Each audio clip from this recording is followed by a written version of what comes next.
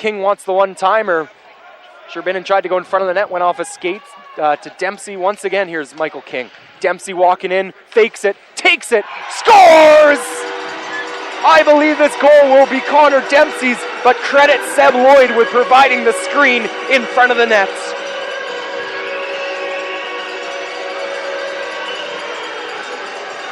Beautiful tic-tac-toe play by the Westside Warriors power play line. We had Sherbinen, who actually was definitely making errors what he did on Wednesday night in Vernon, but great communication. Big Mike King back on the D. Sherbinen, as we mentioned, Seb Lloyd, and Connor Dempsey. He's been a great addition to the Westside Warriors this year, John. We've seen great things with him, and it's only going to continue to get better, and I'm glad that the Warriors get the first marker of the game here just to set the pace for them, and I know they're going to be happy with the start of their play. King and Kraus. Oh, so I guess not. Kraus has 9 on the season. Here's Max French barreling to the front. French went into the goaltender there. I saw the head of Steele flare back.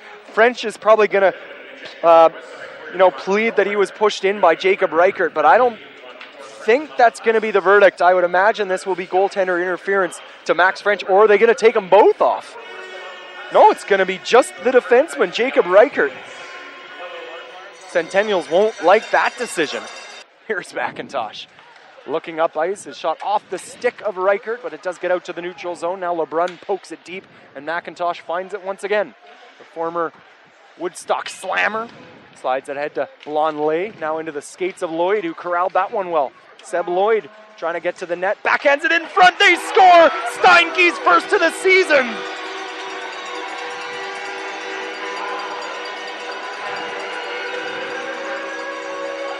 And man, oh man, I was giving Seb Lloyd great praise on Westside's first goal for providing a screen. He didn't get an assist. He's going to get a point on this Steinke goal, though, isn't he? Yeah, beautiful goal, and a great heads-up play, because he could have took that play himself and cut in hard to the net there and tried to go top right on Tyler Steele of the Merritt Centennials with a self pass that he just put it across, and Steinke, and you know what, we actually have thought Steinke has got points in previous games. He's had the points taken away, and kudos to him for getting his first BCHL goal.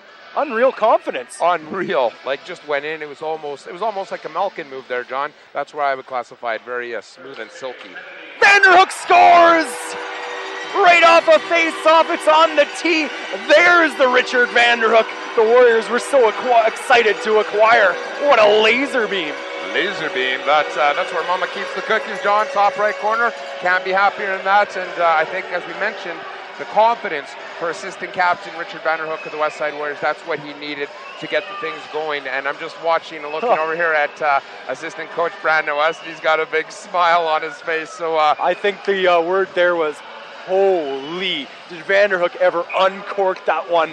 Let's put all the blame on Tyler Steele. Man, oh man, there's no way the Merritt goaltender could have stopped that puck. Bar down.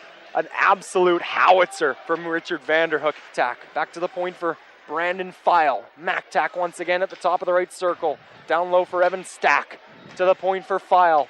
Winding, he'll slide it to Wilcox with a timer. One-timer, it's tipped in. What a beautiful tip that was from Brent Fletcher. Good D there from Ross Mancuso, the former Soyuz Coyote.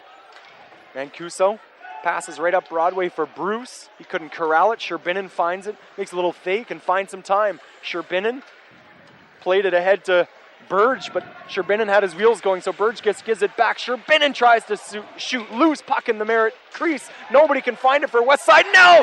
Skirvik does, and he scores! Garrett Skirvik's first of the season.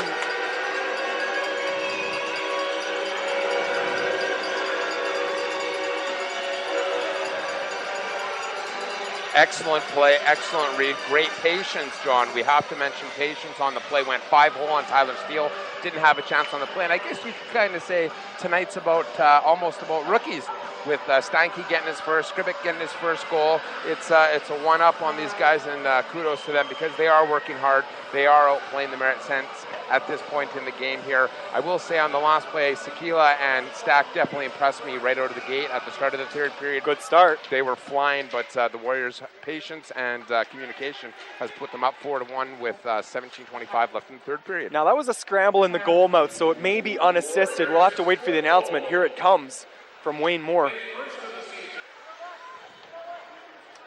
Stack again invading the Warriors zone, faked the shot, trying to throw it in front for Saborin, scores! Nifty goal for Merritt with 31 seconds remaining. Credit the Centennials for not giving up, and you certainly can't fault Steve Racine on that one. It's not going to make a difference in that one. It's just going to really hurt Steve Racine's stats more than anything. Unlucky for Steve Racine. It was a very unlucky goal, John, and definitely a tip. Goes top left corner. Both of Merritt's goals tonight have been beauty deflections.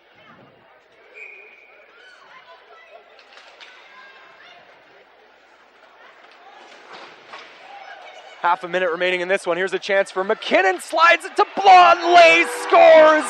The Warriors respond. Blondelay slides at 5-0 on Steele. What a setup by Brett McKinnon. You know, McKinnon's been waiting to explode there, and he's had some great shifts tonight. I was just thinking about his last shift there, and, you know, tic-tac-toe, winning the team, losing the team, great pass. We got a 5-2 game with 23.1 seconds to go. That'll regain Westside's 3-goal cushion. A couple of goals in the span of, holy, 7 seconds, 8 seconds? Rylan, a 5-2 win over visiting Merritt tonight. Nice way to kick off the weekend. Yeah, certainly. I mean, anytime you can get a win, you know, is good. And certainly, again, a team like Merritt, you know, they just never go away. They work, you know, right to the end. And you see they get a goal at the end. So, you know, wins are tough to get. And as I've said before, John, 4 teams making the playoffs, it's difficult. So, you know, we'll take them any way we can get them. You held your opponents to 22 shots tonight. Is that a sign of a defensive system you're happy with? Yeah, I think so. I was just saying to someone else, I mean, you know, by our count this year, I don't think we've given up more than 30 shots. So, you know, we're happy with that. We know we're going to have to be a good defensive team to compete in this division, but also to have some success. You've got some teams who can scoot around and fly pretty good. So, I mean, we want to take care of our own end first. And I think if we can keep teams to under 30 shots a night, and, you know, limit the scoring chances to probably under 10, and in that, you know, only a few grade A chances, I mean, I think we might have an opportunity. Our top star tonight was Seb Lloyd, about to put him on the camera himself here, but he seemed to be a guy, I mean, we knew coming into the season that he was an offensive powerhouse, but he seems to be a guy who's willing to muck it up, and we saw that tonight. He was battling hard. I think so, yeah. I mean, I think we noticed that with Seb really early on, that, you know, Seb will play with a little bit of a chip on his shoulder, and he'll finish his checks. And, you know, when you have that kind of skill set and do those kind of things, you're a pretty special player. Thank you, Rylan. My pleasure. Seb, first star performance, a few points in this 5-2 win over Merritt. In the absence of, you know, some important players, Hochhausen, Simmons, Berglund, are you feeling more pressure to step up? Yeah, you know, anytime some of your key players go out, you have to step up, and, you know, you need more contributions from your guys, and especially with Hochhausen, Simmons, 2 forwards being out, I'm trying to take it on myself to improve my game and, you know, try and assume some of those roles, you know, battling harder, you know, finishing more of my checks. So I'm trying to do a good job at filling those roles. I was just talking to Coach Furster about it. I mean, you were known last year for your offense, playing with the Caribou Cougars in the BC Major Midget League, but are you feeling more comfortable with the physical play in the BCHL now, 7 games in? Yeah, first couple games, you know, I don't want to say shell shock, but, you know, it's a big adjustment for me, the physical play, the strength, but now I'm starting to find my way, starting to, you know, get hit and hit back, and, you know, it's not bothering me anymore, so I'm starting to find my way physically in this league now. Just 2 goals against tonight, just 22 shots against. Steve Racine was good between the pipes. Safe to say you guys are feeling like you're coming together defensively? Yeah, we are. You know, we had a tough practice yesterday, worked on our basics, our D-zone, our forecheck, and it showed tonight. They didn't have many quality scoring chances, and the ones they did have Steve stop for the most part. So it was a great defensive game for our team tonight. Thanks very much, Seb. Thank you. And that's it, guys, for Warriors TV. I'm John Zacks.